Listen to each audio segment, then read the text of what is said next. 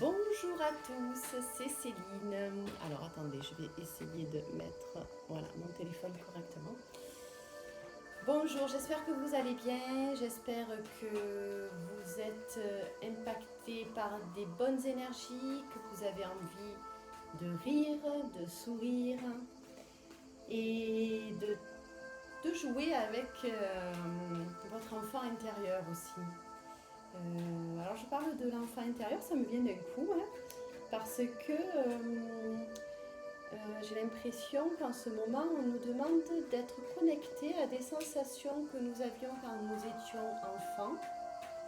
Et cela peut vraiment nous aider à vivre au mieux le présent.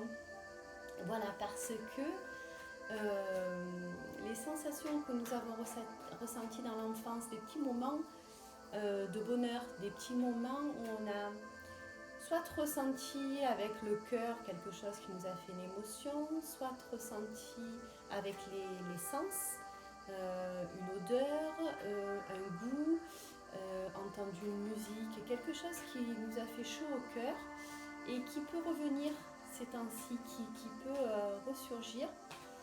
Alors pour ceux qui ont eu des moments heureux dans leur enfance bien sûr, mais je pense que qu'on ait eu des moments heureux ou malheureux, on a toujours des moments où on a un apaisement. Et ces moments où on a un apaisement ou des apaisements, bien parfois ils ressurgissent par une odeur, un goût ou la vue de quelque chose ou un sentiment d'un coup qui s'éveille. Voilà. On nous parle de ça en ce moment, on nous parle de quelque chose qui s'éveillerait par rapport à notre enfant intérieur, par rapport à des sensations que nous avions quand nous étions enfants et qui nous soulageaient, qui nous apportaient un moment de bonheur. Donc je vous invite à y être attentif et même à les noter si vous en avez besoin, ou en tout cas à bien ressentir le moment où ces moments-là apparaissent pour peut-être pouvoir les réactiver dans des moments un peu plus douloureux. Voilà, voilà. Alors, je vais tirer les énergies du jour avec vous et vous en donner mon interprétation concernant tout ce qui nous impacte actuellement. Quel est le rôle des énergies sur nos émotions et sur leur impact dans notre vie de tous les jours. Voilà. Alors, je vous ai mis une petite musique, je ne me rappelle plus quoi, alors je regarde. J'ai tellement cherché que je ne sais plus. En tout cas, des vibrations d'amour et des vibrations pour atténuer le stress. C'est des musiques plutôt tibétaines, en tout cas qui s'y approchent. Je vais y arriver. Voilà, voilà. Allez, on est parti. Je bats les cartes et dès que l'énergie est sortie, je reviens vers vous. Prenez un temps pour vous, faites-vous du bien, faites-vous du bien. Faites-vous un petit café, un thé, une tisane. Vraiment, prenez ces quelques minutes rien que pour vous. Ayez la pleine conscience de ce que vous faites au moment où vous le faites. Ça aussi, ça aide énormément à prendre du recul sur les problèmes de la vie. Car il n'y a que le présent qui existe. Les problèmes sont là, mais les problèmes sont souvent alimentés par un mental qui nous fait parfois défaut, car il n'a pas le recul nécessaire. Je voulais le dire ça, c'est important. Prendre, la carte est tombée. Alors, nous avons la carte, alors je parlais de mental, et nous avons la carte du conditionnement qui vient de sortir. Je vous la montre. Elle est ici, qui porte le nombre 15. Ici, nous avons un mouton, les moutons, un troupeau de moutons, et une transformation en lion. Ici, il nous est demandé essentiellement de sortir de certains conditionnements qui nous lient pieds et mains. Si vous voyez les cordes qui enchaînent ce lion. Je vous ai mis aussi un petit galet là pour apporter du bien-être. C'est un galet que j'ai fabriqué et j'ai écrit la phrase dessus parce que je ne sais pas si vous la voyez à l'envers ou à l'endroit, donc je me permets de vous la lire. C'est ce sentiment d'être bien pour une éternité. Je trouve que c'est une phrase qui fait...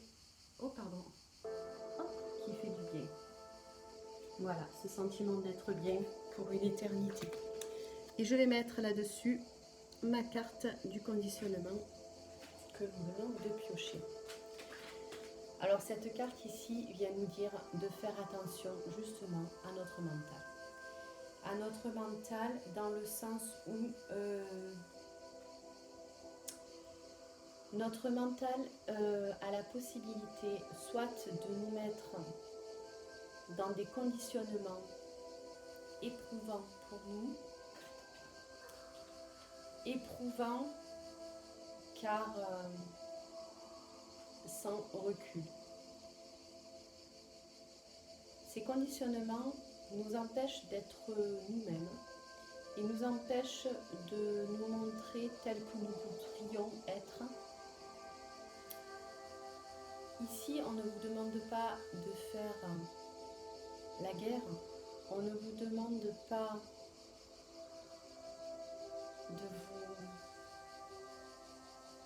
de vous montrer plus fort que vous ne l'êtes. On vous demande ici de faire attention à ce qu'on vous envoie, aux informations que vous recevez. Ce sont des informations qui risquent de vous couper les ailes, qui ne vous permettent pas de prendre le recul nécessaire sur des choses que vous pouvez très bien gérer si vous avez cette prise de recul et qui peuvent devenir insurmontables si vous ne prenez pas le recul nécessaire sur la situation.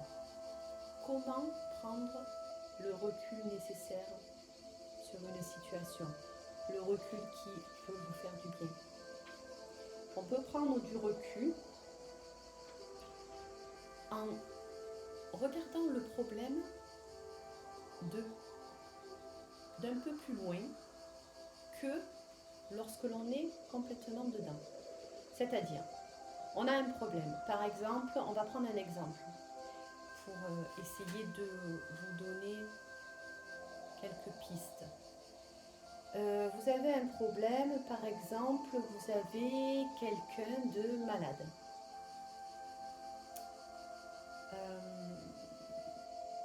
Vous avez quelqu'un de malade et ça vous prend la tête. Alors écoutez, je vais me permettre de faire quelque chose ici. Je vais vous parler de mon cas.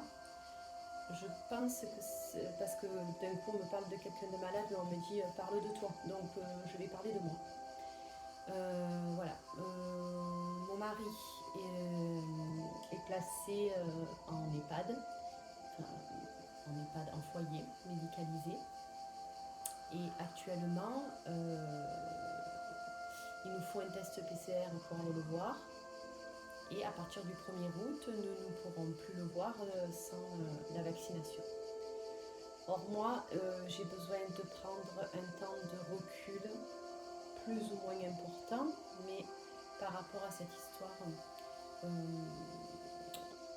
de PCR, de vaccination, je ne suis pas encore vraiment dedans, je ne sais pas quelle est la solution. Je ne sais pas si c'est bien, si c'est mal, je ne sais pas. Voilà. Je ne sais pas ce qui est bon ou pas. Donc je préfère pour l'instant ne pas trop m'impliquer dans une réflexion de ce style-là pour laisser venir à moi ce qui doit venir à moi. Je ne dis pas que je ne fais rien, justement. Vous allez le voir, c'est pas que je ne fais rien, c'est que j'essaie vraiment de prendre le temps, d'avoir le recul nécessaire sur les choses. Parce que sinon, on est dans une société actuelle qui ne nous permet pas d'avoir le temps, qui nous demande d'agir très rapidement. Et en fait, du coup, on ne réfléchit plus et effectivement, on se retrouve comme ces moutons blancs sur la carte. Je ne suis ni un mouton blanc, ni un mouton noir, ni un lion. Il me semble que même ceux qui pensent être des lions sont quand même enchaînés, comme sur cette photo. On est enchaînés, mais on a la capacité de garder notre liberté intérieure. Notre liberté intérieure, on peut l'avoir qu'en prenant du recul sur les choses, notamment en méditant les choses, en réfléchissant seul. Parce que trop parler de ce problème-là, c'est lui donner trop d'importance, et en parler avec toutes sortes de gens, ça nous fait perdre aussi l'énergie, parce que chacun a son point de vue et on ne sait pas lequel est le bon. Donc c'est pas forcément satisfaisant. Bref, c'était une parenthèse. C'est juste pour vous dire que donc, si vous prenez un problème, par exemple, donc mon mari qu'on doit aller voir, c'est le père de mes enfants, j'ai décidé, après un temps de recul, de faire les tests PCR. Pourquoi ? Pour aller le voir là pour son anniversaire à la fin du mois de juillet, parce que je me suis dit c'est son anniversaire, c'est important pour nous de nous voir, c'est important pour nous de le voir, de faire la fête avec lui, parce qu'après on ne sait pas quand est-ce qu'on pourra revenir, parce que j'ai besoin de temps, et mes enfants aussi, pour savoir quelle solution nous prendrons. Est-ce que nous prendrons le chemin de la vaccination, ou est-ce que nous prendrons un autre chemin ? Comment vont évoluer les choses, on ne sait pas. Donc, on a besoin de prendre du temps par rapport à ça. Donc, on ne sait pas du tout dans combien de temps nous reverrons leur papa. À savoir qu'on peut faire des visioconférences, mais pour le voir en vrai, en réel, ça va être compliqué. Donc, nous avons fait le choix aujourd'hui de nous faire le test PCR ce matin pour pouvoir aller le voir à la fin du mois, donc dans 2 jours, pour son anniversaire, et lui faire une fête digne de l'amour que nous avons pour lui et de l'amour qu'il a pour nous. Donc, c'est pour vous dire que parfois dans la vie, on a besoin, on a un problème insurmontable. Pour moi, le problème, c'était, on ne va pas voir mon mari si on nous demande un test PCR. Je suis pour la liberté, et je ne suis pas pour les contraintes qu'on nous impose. Voilà, en ce moment, au niveau de la société. J'aime bien réfléchir par moi-même et savoir quel choix je vais faire par moi-même. C'est pas tout le temps évident, la preuve. Et je pense notamment à tous ceux qui sont soignants. J'ai beaucoup d'amis qui sont soignantes, mais pas que, je parle de tous les soignants, parce que je trouve aussi que ça a été compliqué pour eux de faire un choix, s'ils ont pu le faire. Vraiment, ça a été très douloureux pour eux, mais pour nous aussi, parce que ils ont dû prendre une décision tellement rapide pour souvent ne pas perdre leur travail, que je suis vraiment de tout cœur avec eux, et que je les soutiens aussi. Je me permets de le dire parce que c'est vrai, je les soutiens, et je soutiens d'ailleurs tout le monde, quel que soit leur choix, quels que soient les choix que vous avez faits, parce que c'est extrêmement compliqué en ce moment de se positionner dans la rapidité qu'on nous demande. Alors si on a la possibilité de prendre un peu plus de recul, eh bien prenons-le. Voilà. En tout cas, moi je vous envoie tout plein d'énergie, et je vous souhaite que les choses se passent vraiment au mieux pour vous tous, dans le choix que vous aurez fait pour vous-même et pour votre entourage. Voilà. Donc c'est pour vous dire que pour moi le problème était insurmontable, parce que je ne voulais pas faire le test PCR, je ne voulais pas entendre parler de vaccination pour l'instant, donc je ne voyais pas de solution, et puis en fait j'ai décidé de lâcher, de me faire le test PCR, aussi en soutien aux soignants, parce que nous allons aller les voir, et que dans l'institution où est placé mon mari, ils sont tous obligés de se faire vacciner actuellement. Donc nous allons faire le test PCR, et nous allons pouvoir fêter dignement l'anniversaire de mon mari. Donc, ce que je veux dire, c'est que en lâchant des choses, en lâchant des choses dans le recul, on se rend compte que le problème n'est pas insurmontable, quel qu'il soit. Quel qu'il soit. Il n'y a pas mort d'homme, comme on dit. Et effectivement, s'il n'y a pas mort d'homme, et je dirais même quand il y a mort d'homme, il y a quelque chose de l'espoir qui s'installe. Mais attention, je ne veux pas être dans la violence. Je dis juste que toute épreuve dans la vie nous amène aussi cette opportunité de prise de recul sur les choses et de voir comment appréhender les choses et comment passer les différentes phases que la vie nous impose. Alors, la vie nous impose effectivement des phases, puisque nous sommes ici pour expérimenter. La vie, c'est une expérimentation. D'accord ? Nous sommes là pour expérimenter ce qu'on nous met sur notre chemin de vie. Ok ?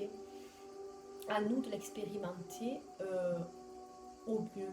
Au mieux par rapport à ce que nous sommes, à ce que notre éthique nous dicte, je vais dire. C'est pour ça qu'au plus on se connaît soi, au plus on prend des décisions en rapport avec ce que nous sommes et nous nous sentons d'autant mieux.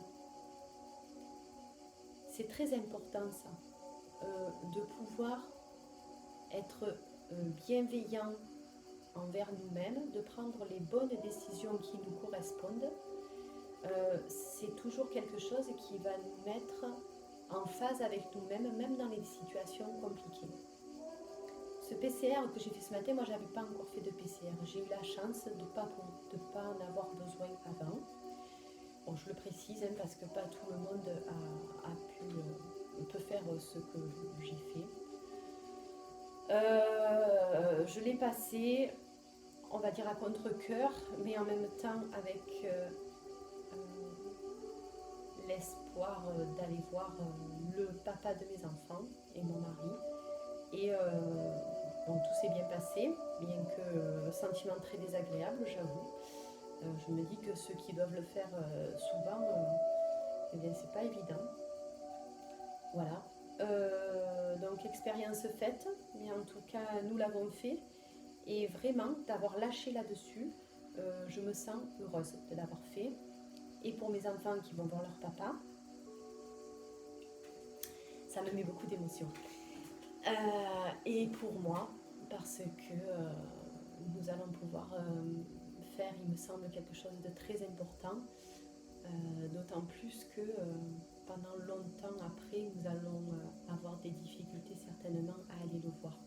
Voilà. Donc c'est pour dire que, tout ça pour dire que les problèmes, quand on les voit avec un peu de recul, quand on prend un peu de recul, c'est vrai que j'ai beaucoup médité aussi. J'ai beaucoup médité et j'ai discuté aussi avec des personnes qui me tiennent à cœur et j'ai compris qu'il fallait lâcher. Alors moi qui vous dis souvent lâcher, eh bien je ne suis qu'une femme parmi tant d'autres, hein, je ne suis ni plus ni moins, et bien j'arrivais pas à lâcher pour moi-même. Des fois nous sommes extrêmement exigeants envers nous-mêmes. Et puis on se dit, mais si on lâche, en fait, ça fait extrêmement... c'est beaucoup de bien, ça fait beaucoup de bien. Alors je ne dis pas de lâcher dans tout, mais moi, ça ne m'empêche pas d'être pour la liberté de chacun et de continuer en ce sens-là. Par contre, ça m'a fait un bien fou, et ça me fait un bien fou d'avoir ce projet-là d'anniversaire. Et ce matin, nous sommes allés acheter le cadeau, etc. Nous allons faire un gâteau. C'est quand même un moment, alors un peu douloureux parce qu'on ne sait pas quand est-ce qu'on le reverra. Mais en tout cas, dans le présent, nous allons vivre ce moment avec beaucoup d'intensité. Et j'en suis très heureuse. Voilà. Et mes enfants aussi. Voilà. Voilà. C'était pour vous dire qu'en fait, tout problème peut se voir beaucoup moins douloureusement avec une prise de recul. Alors je vous ai parlé de moi parce que ben, c'est ce qui me parle le plus et ce qui est le plus facile pour moi de vous donner comme exemple, bien que très difficile de parler de soi quand même. Hein. Je le fais parce que je pense que la transparence est importante. Et puis, ça vous montre aussi qu'en fait, mais nous sommes tous pareils. Hein. Nous portons tous des choses lourdes. Nous portons tous des problèmes parfois que nous trouvons insurmontables. Et il faut savoir que rien n'est insurmontable. Tout ce qui nous est envoyé est là pour nous faire expérimenter une part de nous-mêmes sur notre chemin de vie. D'accord ? Bien sûr, parfois, nous avons besoin de nous faire aider et c'est tout à fait légitime. Et c'est très, très bien aussi de s'en rendre compte, de ne pas rester seul dans son coin à mourir à petit feu de chagrin, parce que ça aussi, ça peut arriver. Mais par contre, de laisser notre ego de côté et de nous tourner vers quelqu'un qui peut nous aider à vivre. Voilà. Donc, certes, nous avons des conditionnements. Certes, on nous demande des choses qui sont difficiles parfois, mais il ne faut pas oublier que nous avons notre libre arbitre, quoi qu'il arrive. La liberté intérieure, notre liberté intérieure ne peut pas nous être enlevée. N'oubliez pas qu'il y a des personnes qui ont trouvé leur liberté intérieure lorsqu'ils étaient dans des camps de concentration, lorsqu'ils étaient dans des tranchées pendant la guerre. N'oublions pas cela. N'oublions pas toutes les personnes qui se sont battues pour la liberté. Alors, nous en avons des exemples. Nous avons, je pense à Martin Luther King, je pense au Che, je pense à... Enfin voilà, il y a eu plein de mondes qui se sont battus pour la liberté. Je vous invite vraiment à nous rappeler de tout ça, bien que cette situation est complètement nouvelle, je l'admets. Ceci dit, l'histoire fait partie de nous, de notre histoire collective, notre vécu personnel aussi. Nous sommes imprégnés de l'histoire et nous savons que nous avons notre liberté intérieure et qu'il est très important de l'alimenter. Voilà. Je crois que c'était le message du jour. Je ne vais pas durer trop longtemps parce que ça fait déjà 22 minutes. Je suis vraiment désolée quand je fais des vidéos longues, mais j'ai beaucoup de choses à dire. Et il y a beaucoup de messages qui me viennent et j'ai vraiment envie de vous les partager. Donc voilà, cela est fait. Voilà, cela est fait. Je vous invite à trouver des moyens de vous retrouver dans la solitude, mais dans la solitude pour penser, pour pouvoir, alors pour penser, mais pour penser en lâchant des choses. Donc mettez-vous soit en état méditatif, soit dans un état de conscience, de grande conscience dans le moment présent, en regardant des belles choses, en sentant des belles choses, en vivant de belles choses. Ayez la pleine conscience de votre moment présent. Et puis essayez de vous retrouver dans des moments calmes, dans des moments de repos, dans des moments seuls. Je dis seuls parce que quand on est à deux, bien souvent on discute, ou alors dans des moments à deux, mais où vous pouvez avoir un état méditatif, tranquille.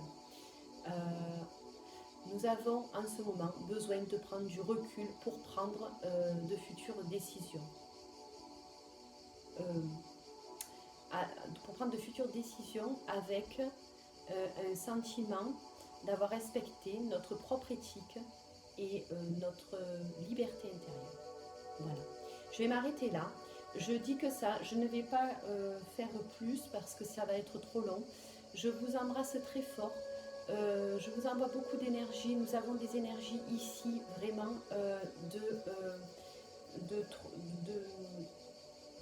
de positionnement, c'est-à-dire de prendre le temps d'intégrer les choses.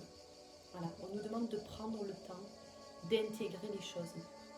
D'accord, en vous-même, pour pouvoir après prendre des décisions dans votre vie terrestre, c'est-à-dire dans un ancrage profond, dans votre éthique. Voilà, je vous fais des gros bisous, je vous souhaite un bon ancrage, je vous souhaite de bonnes énergies afin de pouvoir avoir le recul nécessaire sur les situations qui se présentent à vous. Voilà, à très bientôt, je vous fais plein de bisous. N'oubliez pas, je vous envoie plein d'amour aussi et plein de belles énergies. Je continue à penser à vous après ces vidéos, bien que des fois je ne pense aussi plus qu'à moi pour prendre le recul nécessaire sur mes émotions aussi. Et voilà. N'hésitez pas à me laisser des commentaires, à partager cette vidéo, à liker. N'hésitez pas à prendre rendez-vous avec moi si cela peut vous aider. Et je pense que